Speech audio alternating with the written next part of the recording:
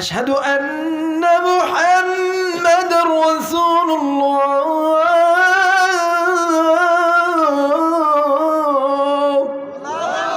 الله أكبر الله أكبر কথা কয় নাকি ভালো লাগে আপনাদের তো ভালো লাগবে আমি তো অসুস্থ আমার তো খারাপ লাগবে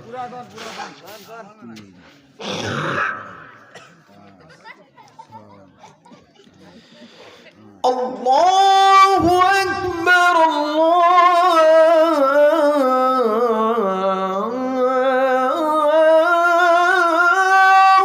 আকবার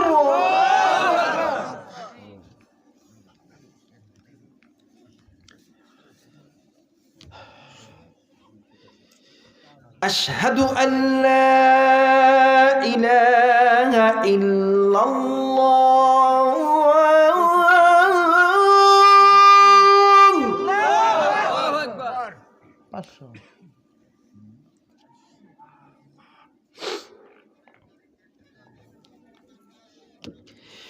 أشهد أن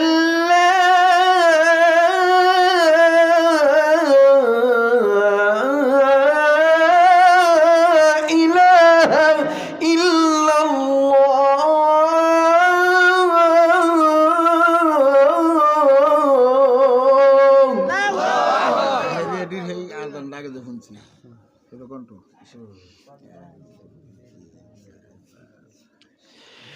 أشهد أن محمد رسول الله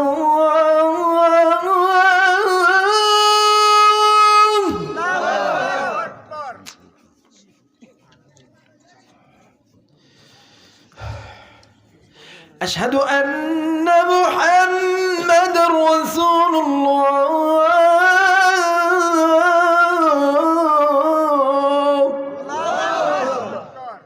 ভাই এটা আমাদের বাংলাদেশি আদান কোন দেশি আদান বাংলাদেশি আদান আর এই আদান দেওয়ার লোক একজনই ছিল কারি উবাইদুল হক সাহেব রহমতুল্লাহ আলাই এখন এই আদান আর বাংলার মসজিদে হয় না মাঝে মধ্যে দুই একটা মসজিদে হয় কিন্তু বাকিগুলো সব এমন মসজিদ রাখে যাতে করে মাসে 2000 দিলে ক্লিয়ার হয় নাকি কর আমি তো বুঝি না রুজি কেমন আরে বেটা তোর বাড়িতে তো 10,000 টাকা দিয়ে তো মাছ যায় না আর আলেমদের বেতন 2,000 3,000 নাকি কর তা আদান তো দিব আদান যে দেয় আল্লাহু আকবার আল্লাহু আকবার কথা কয় নাকি এখন যাও একটু 5 ওয়াক্ত নামাজ ছিল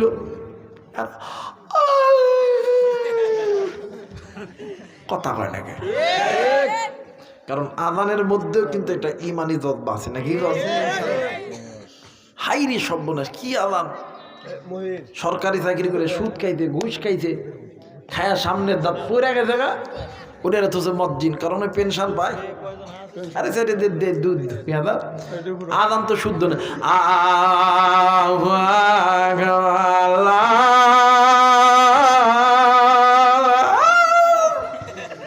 কথা বলে নাকি এই আযানে ফেরেশতা তো দূরের কথা কেউ আইতো না ওই জন্য দেখবেন ওই মসজিদে খাই গেলে 2 জন লোক নামাজ আদায় করেন কথা বলে না কেন এই জন্য ভালো দেখে একটা মসজিদ রাখবেন আর আমি বেতন হয় হোক না কেন যখনই ফজরের সালাতের সময় ডাক দিবে আসসালাতু খায়রুম মিনান নাওম আরে যুবকগুলা সাহাবে কি হইছে রে আযান তো দিতে মসজিদে আল্লাহ তো কথা কয় নাকি তবে এমন একজন মায়া উত্তীর্ণ ব্যক্তি আছেন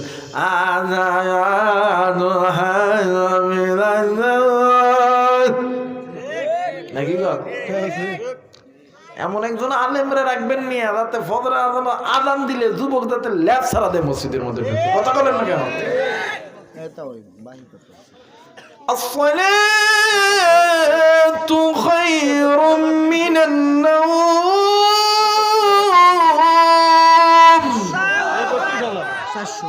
এমনিতেই যাবো মসজিদে। কথা বলে নাকি? আল্লাহ তাআলা আপনাকে আমাকে কথাগুলো বোঝার তৌফিক দান করুন। সকলে বলে আর আরেকবার বলেন আমিন।